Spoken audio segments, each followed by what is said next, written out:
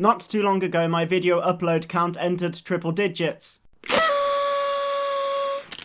Yes, who would have thought that after minimum effort disbanded way back in the day, my independent channel would achieve such a milestone? In truth, not I, as most of my time is spent being distracted by alcohol, Asian porn, and contemplating spending all of my money on an obnoxiously powerful muscle car, drive that cunt to a cliff edge, tie one end of a long-ass rope around something sturdy, feed the other end through the driver's side window, make a hangman's knot, don it with a smile, and let physics do the rest. Oh, don't worry, I'll probably never do it, at least not before I've quenched my thirst for alcohol and Asian porn. Shout out to Blackberry for nearly lifting the silverware, but Sisu's grasp on that coveted trophy was just about strong enough. During the concluding moments of the Lapland War, a former one-man death squad turned prospector, Artemi Korpi, uncovers a rich gold deposit and hauls it across the Finnish wilderness in the name of exchanging the nuggets he gained for bills. En route to this bank, located a fuck-ton of miles away from where the gold was obtained, Korpi encounters a platoon of Nazis who discover his loot and attempt to pry it from his hands, which, unbeknownst to them, are on the same level of lethality as giving me access to a lifetime supply of Viagra and the location of Kasumi Arimura's house. I kid, of course. The Viagra would hold me back. Anyone who showed a shred of interest in Sisu did so because they basically want to see the World War II equivalent of John Wick, and they will not be disappointed with regards to the action. It is gloriously unhinged and fucks the dog shit out of its 15 rating. The movie really knows how to showcase beauty within brutality in the most graphic, varied, and creative way. Gorgasm achievement unlocked. Fuck me, rest bite isn't even guaranteed between the combat sequences. There was this one particular scene,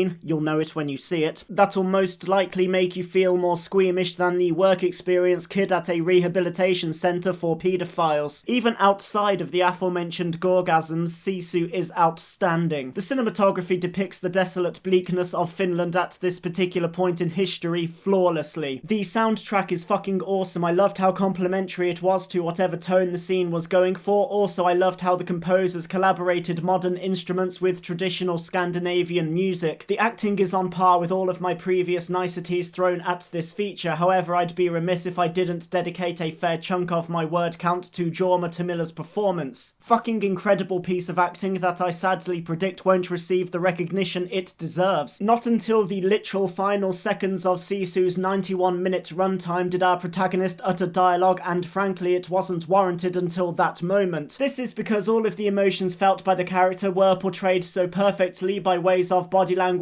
and visage to the point where discourse would have diluted the impact of Korpi's silent expression in the same way that consent weakens my orgasm. Sadly, Sisu has been described as a John Wick movie set during World War II, an analysis that irks me because of how lazy it is. Narratively speaking, Sisu is way leaner than any of the John Wick installments, and that's down to the Wick flicks being packed with so much lore to the point of bloat at times, let's be honest. Whereas my movie of the year is unapologetically simple, as it uncomplicatedly bridges the gap between the conflict, aka why you'd go watch it. Sure, chapters 1 through 4 are considerably more polished, but a strong argument could be made for Sisu using its humble €6 million budget way more efficiently than any Wick film has utilised the money thrown at it. Look, my love for the John Wick franchise has been well documented. I just think that labelling Sisu as a cheaper version of a JW feature set in 1944 is completely disrespectful. Sisu has earned this trophy and deserves the same level of appreciation that my weed dealer shows me for single-handedly keeping their independent business afloat. In contrast to what I said about Sisu, once 65 established a firm grip on the Pooh trophy, no other film released subsequently challenged for the title of 2023's shittest movie. Mills, a resident on a planet whose name I couldn't be fucked to remember, is piloting a 2-year space exploration mission that, because narrative, takes a turn for the worst when a fuck-ton of asteroids forces him to crash land on an uncharted planet, killing all passengers except one young girl. Fortunately for the pair, the ship's wreckage spared an escape shuttle. However, in between their position and means of departure is 15 kilometers worth of Cretaceous-themed horror, because it just so happens they've landed on Earth mere hours before the dinosaurs become more extinct than my dedication towards Dry January. What fucks me off about 65 the most is that it failed to even shallowly explain explore its intriguing concept. So much more could have been done with a synopsis of this nature, but instead the creative behind it spunked out what felt like a lazy interpretation of a shit video game. The movie gets sodomized by literally every fundamental hurdle filmmaking has to offer. The acting is wooden as fuck, probably because the characters they're portraying are one-dimensional, so chemistry between the cast is non-existent. The cinematography is super basic. The action scenes are choreographed in the most unimaginative